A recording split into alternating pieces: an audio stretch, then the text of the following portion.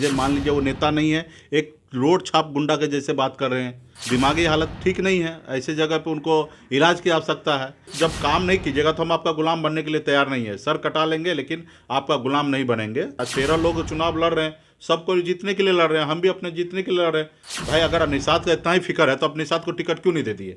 नमस्कार, आप देखना शुरू कर चुके हैं लाइव सिटीज। मेरा नाम अभिषेक है। कुंडली उपचुनाव को लेकर बिहार में सियासत में बयानबाजी काफ़ी तेज होती जा रही है। एक दूसरे पर आरोप और प्रत्यारोप की राजनीति तेज हो गई है। वहीं बीजेपी के प्रदेश अध्यक्ष हैं, उनके और मुकेश सहनी के बीच लगातार बयानबाजी तेज हो गई है। एक दूसरे पर आरोप प्रत्यारोप की राजनीति हो रही है। तो दूसरी तरफ मुकेश सहनी ने बड़ा बयान दिया है। रोड छाप गुंडा से तुलना कर दी है संजय जायसवाल की। वो नेता नहीं लगते हैं, वो तो रोड छाप गुंडा लगते हैं। कई सारी बातों को उन्होंने कहा है मुकेश सहनी ने। क्या कुछ कह रहे हैं वीआईपी सुप्रीमो मुकेश सहनी, आप पहले वो सुनिए। नहीं देखिए, एक भारतीय जनता पार्टी अपने आप को कहते हैं कि हम विश्व का सबसे बड़ी पार्टी है, भारत के सबसे बड़े पार्टी है, और उस पार्टी के प्रदेश अध्यक्ष बिहार में ऐसे शब्द का प्रयोग कर रहे हैं। वो ऐसे मान लीजिए वो नेता नहीं है, एक रोड छाप गुंडा के जैसे बात कर रहे हैं। खोखा पैसा मतलब गुर्गा, मतलब ये सब बम्बई में चलता है, गुर्गा उर्गा ये सब चीज़ें। अब ऐसे ऐसे शब्द का चयन कर रहे हैं तो मुझे लग रहा है कि दिमागी हालत ठीक नहीं है। ऐसे जगह पे उनको इलाज की आवश्यकता है, क्योंकि हम उम्मीद नहीं कर सकते कि भारतीय जनता पार्टी का प्रदेश अध्यक्ष ऐसे शब्द करे। वो भी अति पिछड़ा के प्रति, एक अति पिछड़ा का बेटा संघर्ष कर रहा, लड़ाई लड़ रहा, अपनी वजूद की लड़ाई लड़ रहा, अपने आप को सर उठा के जीना चाह रहा है, आगे बढ़ना चाह रहा है, उनको इस तरीके से परेशान कर रहा है। आप बताइए, हम किस बंगला में हैं तो सरकार को सोचना है कि बंगला खाली कराना है, कैसे कराना। 30 गुना फाइन दे के हम अभी बंगला में रह रहे हैं और उसके लिए चाहते कि रोड पर ला दे। आज उनकी तो नीति है, वो देखे कि किस तरीके से रामविलास पासवान जी के सुपुत्र चिराग पासवान को घर से बाहर कर दिए, रामविलास जी का प्रतिमा के पैरों के नीचे कुचल डाले। तो ऐसे कल्चर उनका है और वो चाहते कि यहाँ पे भी हम करें।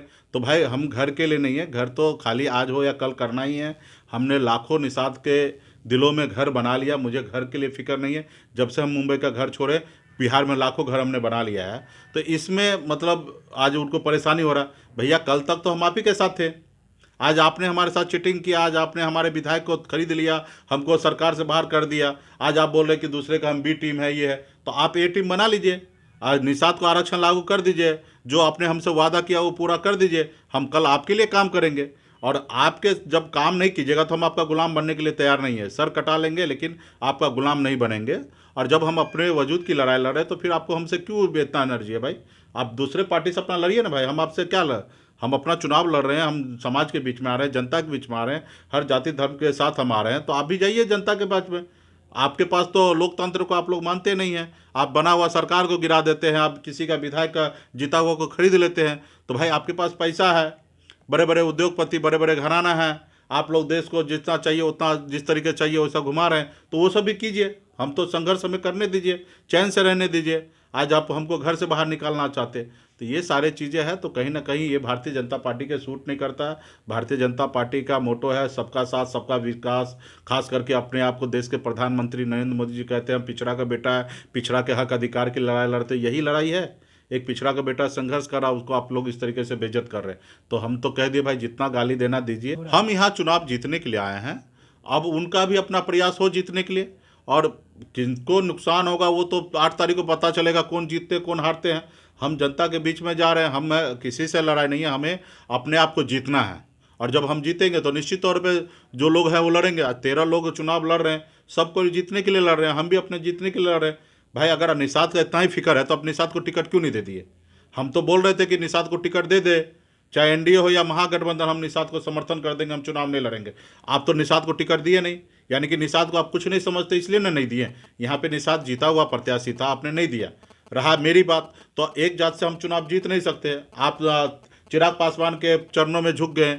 एक तरफ महागठबंधन 7 पार्टी का दल है, हम अकेले हैं, तो हमें तो जनता से गठबंधन करना था। इसलिए हमने वहाँ पे ऐसे समीकरण दिया, अपर कास्ट को हमने टिकट दिया जिनका अपना 65-70 हज़ार वोट है। और मुझे पता है कि इनको, और हमारे पास जो कैंडिडेट है नीलाभ जी, वो बहुत साफ़ सुथरा युवा है और जनता के बीच में काम किए हैं। ऐसे युवा को हम लोग प्रमोट किए हैं और मुझे पूरा भरोसा है कि यहाँ के कुरनी का जनता उनको साथ देंगे, समर्थन देंगे, और देंगे तो हम चुनाव जीतेंगे। तो आपने सुना कि वीआईपी सुप्रीमो मुकेश सहनी ने क्या कुछ कहा। कई सारी बातों को उन्होंने कहा। दरअसल वो मुजफ्फरपुर में पहुंचे थे, कार्यकर्ताओं से बैठक की, जिसके बाद उन्होंने बयान दे दिया जिसमें उन्होंने कह दिया कि संजय जायसवाल रोड छाप गुंडा से उनकी तुलना कर दी। उन्होंने कहा कि रोड छाप गुंडा लगते हैं वो तो नेता लगते ही नहीं है। जिस तरीके से वो बयानबाजी करते हैं मुकेश सहनी पर, उस तरीके से वो तो नेता लगते ही नहीं। कई सारी बातों को उन्होंने कहा, चिराग पासवान को लेकर भी कई सारी बातों को कहा है। तो बने रहिए लाइव सिटीज़ के साथ, हमारे यूट्यूब चैनल को सब्सक्राइब करिए, फेसबुक पेज को लाइक करिए।